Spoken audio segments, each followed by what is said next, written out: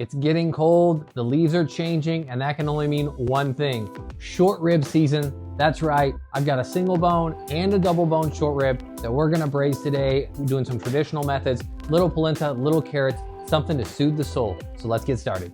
What we're gonna need to get started is some salt and pepper.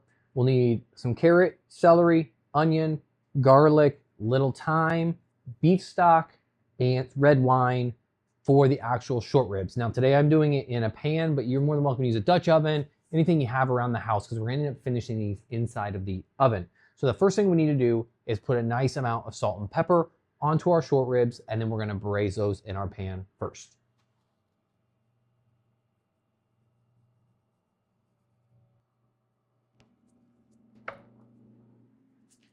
You're gonna want your pan's heat about medium high. We're gonna add in a little bit of oil. Let that heat up. And we're gonna add our short ribs right in. So I've got this double bone and the single bone. And what we're looking for is a nice, beautiful crust on all sides. And what we're looking for is that nice, beautiful, dark crust. We'll give this one a flip.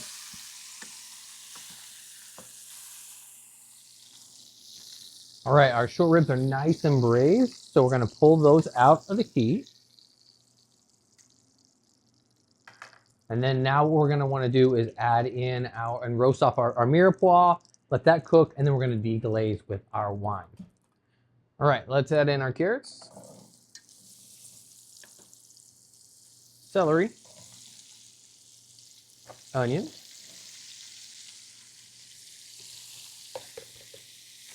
and we'll let that start cooking down a little bit.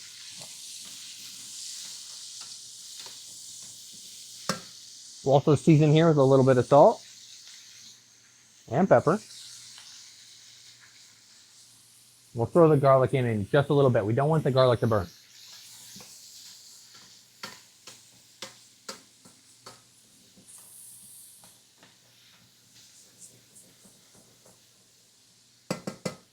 We'll go ahead and add in our garlic cloves. That's 3 cloves crushed. And we're also going to add in some tomato paste. This is really going to give depth of flavor to our sauce. I don't know, something probably like a tablespoon or so, maybe a little bit more. Stir that into it. Once we get some good color, we're going to add our red wine to deglaze.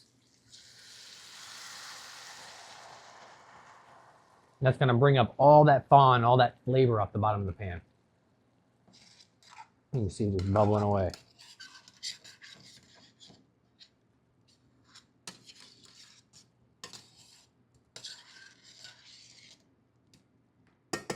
We're gonna let that simmer for just a few minutes, help bring up all that fond.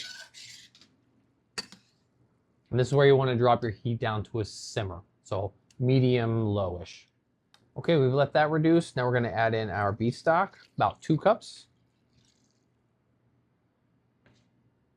Let that come up to temperature. And then when we're done, we're actually gonna add back in our beef into the pan, and we're actually gonna throw that into the oven for about 3 hours to let that slow cook and just make that meat just fall right off the bone. And we'll go ahead and add our thyme in as well. Let's also throw in a bay leaf. You can make a big batch of this on the weekends and then have it throughout the week. It's great to reheat. There's so many things you can add to it. Mashed potatoes, potatoes. Today, again, we're doing that polenta with some Parmesan cheese, but just so many applications with short ribs that you can do. Okay, it's time for our beef to go back in.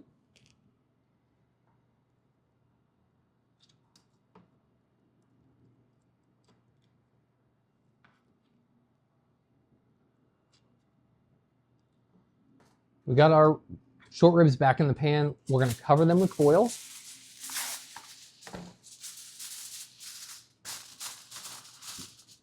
Couple pieces should do.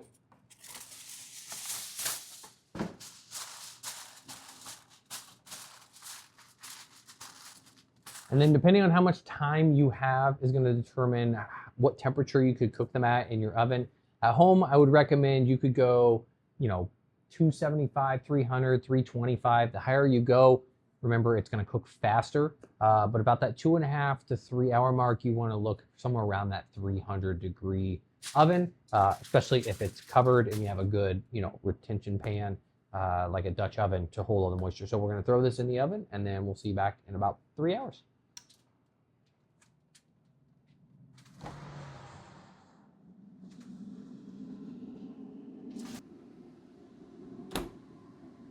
To go along with our short ribs, we're gonna do a little bit of a Parmesan Polenta. Super easy, super quick to make. So in the pot, I'm actually using beef stock. You could use water, you could use vegetable stock, any liquids that you want to use for this dish, but beef stock's just gonna help give it that rich flavor to go along with our short ribs. So in the pan, I've got about 1.5 cups to 1/2 cup. So it's 3 to 1 parts liquid to our polenta. So we're gonna slowly whisk that in, so that way it doesn't clump.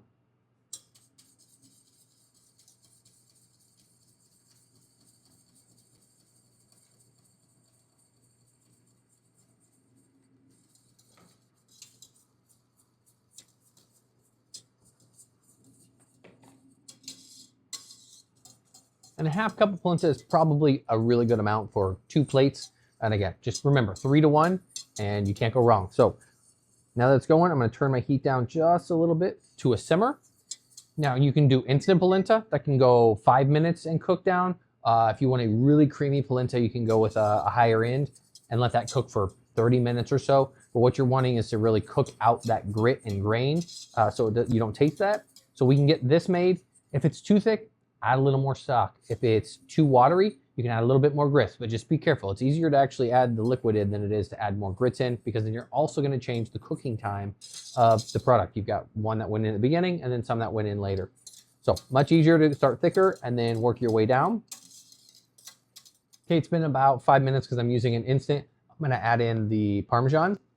We'll do about a 1/4 cup of Parmesan into there. And then we'll add our salt. I didn't want to add it before, as I didn't want the saltiness of the cheese added with the salt to become too much. So we'll taste this and then add in our salt as needed. All right, let's try this. Just a touch of salt. The salt from the cheese really comes through, and you don't need a whole lot.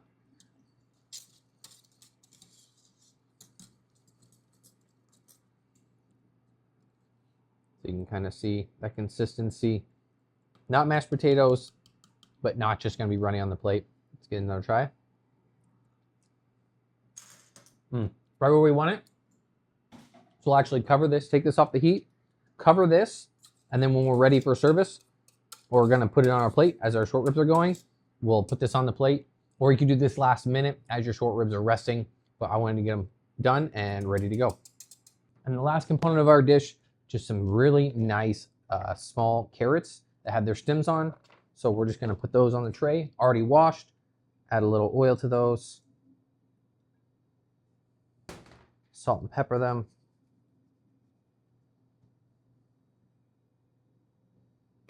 Do the same to the other side. There's still plenty of oil that fell into the pan. A little salt and pepper.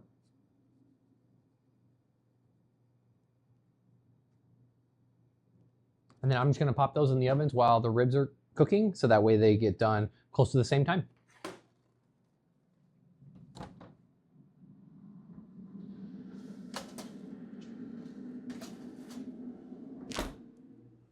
It's been about 3.5 hours. Time to pull out our short ribs from the oven along with our carrots.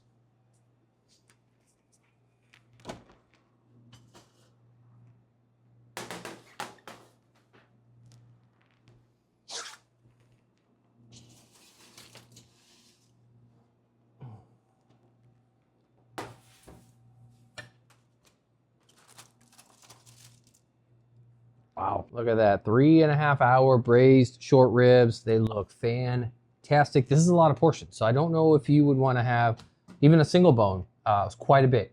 So let's get this plated up. Some of our delicious Parmesan polenta and our carrots. All right, first, let's take a little bit of our polenta. Put that right down in the bowl. Look at that. It's so good. Okay. Then our Short ribs, I mean, look at this. The bone is just wiggling right out. I mean, that is fall off the bone, delicious. And just look at that. Incredible, incredible. We'll just put a big chunk of that right there in the middle. Look at that. Oh yeah, look at it just shred, fall apart. So good. A couple carrots on the side. And then if we want, we could take our jus here. We could reduce this down, use this as a sauce over the top of it. Very easy to do. Strain it all out, reduce it down, and just ladle that over. I don't think you need anything else added to this dish. Let's give it a try. Little polenta, little short ribs falling off the bone. Wow. Absolutely delicious. Super simple recipe that you can make at home using Fischer Farms short ribs. Again, get them cut any way that you need. 1 bone, 2 bone, full short rib. If you want to have leftovers for the week, the months to come, you can cook all this off, freeze it, bag it, and you'll be good to go. So be sure to visit our website. Check out more.